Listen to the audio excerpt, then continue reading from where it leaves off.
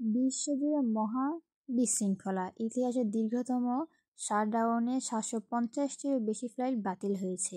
তো চলুন আজকে এই সম্পর্কে জেনে নেওয়া যাক। বিশ্বজুড়ে বিমান চলাচল ব্যবস্থা আধুনিক প্রযুক্তির সমন্বয় এবং নিরবিচ্ছিন্ন ডেটা নেটওয়ার্কের ওপর নির্ভরশীল। সেই সমন্বয় সামান্য ব্যাহত হলেই বিমানবন্দরগুলোতে তৈরি হয় বিশৃঙ্খলা, যাত্রীদের যাত্রাপথ হয় অনিশ্চিত এবং আন্তর্জাতিক বাণিজ্য থেকে শুরু করে পর্যটক খাত পর্যন্ত সব কিছুতে পড়ে বড় ধাক্কা। ঠিক তেমনই ঘটল সাম্প্রতিক ইতিহাসে দীর্ঘতম এভিয়েশন শাটডাউনে। এই ঘটনার মাত্র কয়েক ঘন্টায় একটি টেকনিক্যাল বিপর্যয় থেকে শুরু হওয়া এই বিপর্যয় পরিবর্তন হয় বিশ্বব্যাপী। বিমান বাতিল সুনামিতে, যেখানে 750টিরও বেশি ফ্লাইট বাতিল এবং হাজার ফ্লাইটে দীর্ঘ দেরি, সব মিলিয়ে বিশ্বের কয়েক কোটি যাত্রী পড়েছে চরম দুর্ভোগে। ঘটনাটি শুধু যাত্রীদের অসুবিধা নয়, বরং আধুনিক বিমান যোগাযোগ ব্যবস্থায় অরক্ষিত দিকগুলোকে নতুনভাবে সামনে নিয়ে এসেছে। প্রযুক্তির ওপর অতি নির্ভরতার ফলে কী ধরনের বিপদ তৈরি হতে পারে, এই ঘটনা আবারও সেই সতর্কবার্তা উচ্চারণ করেছে। শাটডাউন কীভাবে শুরু হলো?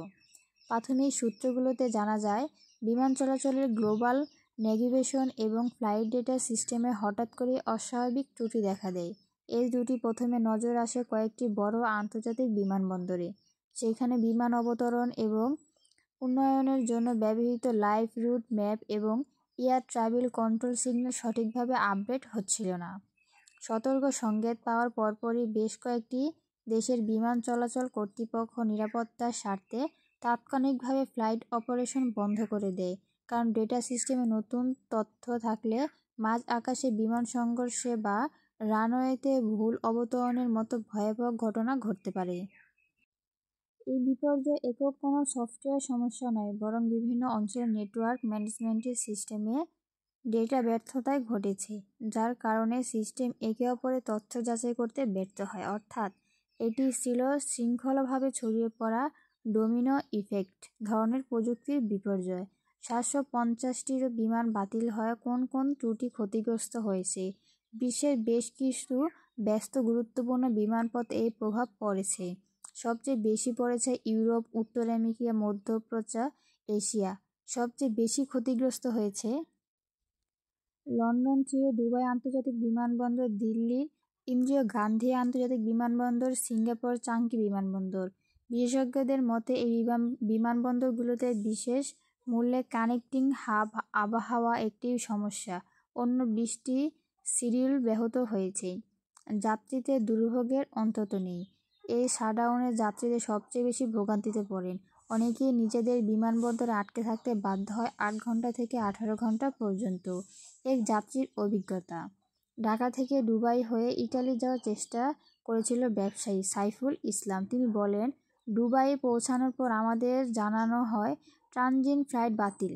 থাকা খাওয়া কোনো সঠিক ব্যবস্থা ছিল না। বারবার কাউন্টারে গেলে বলা হচ্ছিল সিস্টেম ডাউন, কিছু করা যাচ্ছে না। এর 15 ঘন্টা পরে আবার জানালাম নতুন ফ্লাইট পাওয়া যাবে পরদিন। পুরো সফর পরিকল্পনা ভেঙে পড়ল। এই একই অবস্থার মুখোমুখি হয়েছে হাজারো মানুষ। কেউ চিকিৎসার জন্য, কেউ শিক্ষা বা চাকরির কারণে ভ্রমণ করেছিল। বাণিজ্য ও অর্থনৈতিক বিশাল ক্ষতি। বিমান শুধু মানুষের যাতায়াতই নয়, বিশ্ব বাণিজ্যের রক্তস্রোত।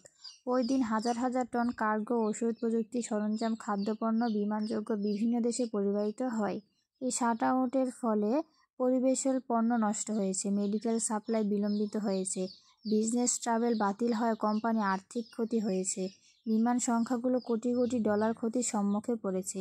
আন্তর্জাতিক বিমান পরিবহন সংস্থা IATA এর প্রাথমিক বিশেষ অনুযায়ী একদিনের এক শাটডাউনের বৈশ্বিক বিমান শিল্পে আর্থিক ক্ষতির পরিমাণ গেছে কয়েকশো মিলিয়ন ডলারের।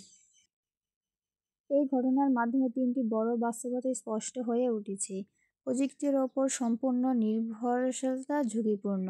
বিমান চলাচলের মতো সেক্টরে ব্যাকআপ সিস্টেম থাকা উচিত, কিন্তু এক্ষেত্রে ব্যাকআপ সিস্টেম ডেটার সঙ্গে যুক্ত ছিল, তাই একই সাথে ব্যর্থতা দেখা দেয়। আন্তর্জাতিক সমন্বয় কাঠামো এখনও দুর্বল। বিশ্বের বিমান চলাচল ব্যবস্থা পরস্পর সংযুক্ত হলেও সংকট ব্যবস্থাপনা এখনও একীভূত জরুরি নীতিমালা নেই। মানবসম্পদ প্রশিক্ষণ, ম্যানুয়াল অপারেশনে ব্যাকআপ কম। অনেক বিমানবন্দর এখনও অসম্পূর্ণ অটোমেটরে কিন্তু সংকেতসমূহ ম্যানুয়াল অপারেশন পরিচালনার সক্ষমতা কমে গেছে। বিশেষজ্ঞদের পরামর্শে বিমান নিরাপত্তা নিয়ন্ত্রণে বিশেষজ্ঞরা বলেছেন, স্বতন্ত্র এবং বিচ্ছিন্ন ব্যাকআপ রেডার সিস্টেম তৈরি করা জরুরি। গ্লোবাল এয়ার ট্রাভেল কন্ট্রোলের জন্য কেন্দ্রীয় সম্মতি সংকট ব্যবস্থাপনা ইউনিট প্রয়োজন। মানবচলতি অপারেশন দক্ষতা পুনরায় রিফ্রেশ প্রশিক্ষণ প্রয়োজন। একজন সিনিয়র এভিয়েন্স বিশেষজ্ঞদের মতে, সিস্টেম যতই উন্নত হবে মানুষের দক্ষতা ততই সান্দ্রিত রাখা লাগবে। বিপর্যয় প্রতিরোধ প্রযুক্তি মানুষের সম্মিলিত ভূমিকা প্রয়োজন। বিমান চলাচলে এই সাধারণে কেবল একটি প্রযুক্তিগত বিভ্রান্তের ঘটনা নয়, বরং এটি বিশ্বব্যাপী পরিবহন ব্যবস্থাপনার ভঙ্গুরতা এবং অতিরিক্ত প্রযুক্তি নির্ভরতার সতর্ক সাইরেন। এই ধরনের ঘটনা শুধু যাত্রী সংস্থাগুলো নয়, বরং বিশ্ব অর্থনীতি হুমকির মুখে পড়েছে।